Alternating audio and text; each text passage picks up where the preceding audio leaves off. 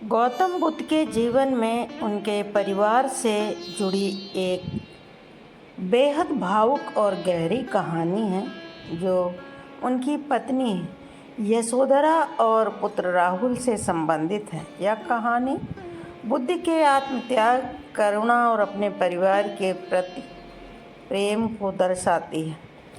गौतम बुद्ध जब राजकुमार सिद्धार्थ थे तब वे विलासिता और समृद्धि में जीते थे।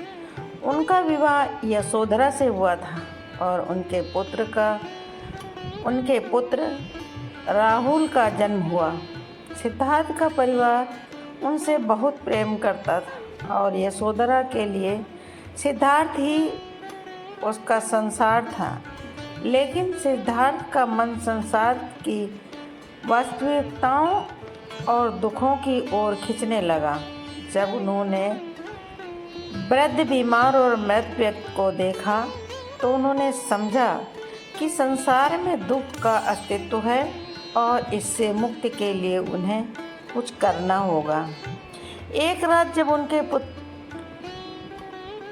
पुत्र राहुल सो रहे थे और यशोधरा भी सोई हुई थी, सिद्धार्थ ने महल छोड़ने का निर्णय लिया। उन्होंने बिना किसी को बताए घर छोड़ दिया क्योंकि वे जानते थे कि यदि उन्होंने अपने परिवार को अलविदा कहा होता तो वे जाने का निर्णय नहीं ले पाते। उनका परिवार उनसे गहरे रूप से जुड़ा हुआ था और वह यह समझते थे कि उनके जाने से उनके परिवार को बहुत दुख होगा, परंतु मानवता के कल्याण के लिए यह बलिदान आवश्यक था। सिद्धार्थ के घर छोड़ने के बाद यशोधरा ने अपने पुत्र राहुल को पाल पोस कर बड़ा किया। उसने कभी भी सिद्धार्थ से क्रोध नहीं किया, बल्कि उसने यह समझा कि सिद्धार्थ का उद्देश्य महान है। जब गौतम बुद्ध ज्ञान प्राप्त करने के बाद कपिलवस्तु लौटे तब यशोधरा और राहुल ने उनसे मिलने की इच्छा जताई।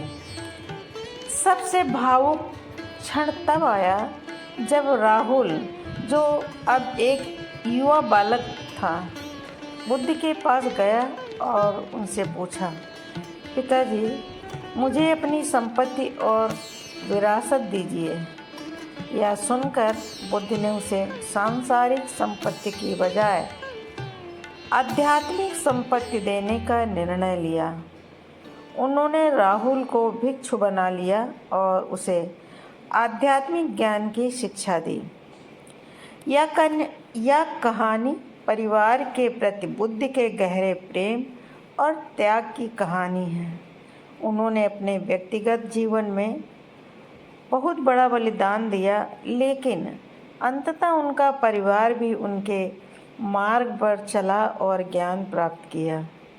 यशोधरा ने भी बाद में बौद्ध धर्म अपनाया और बुद्ध की शिक्षाओं का अनुसरण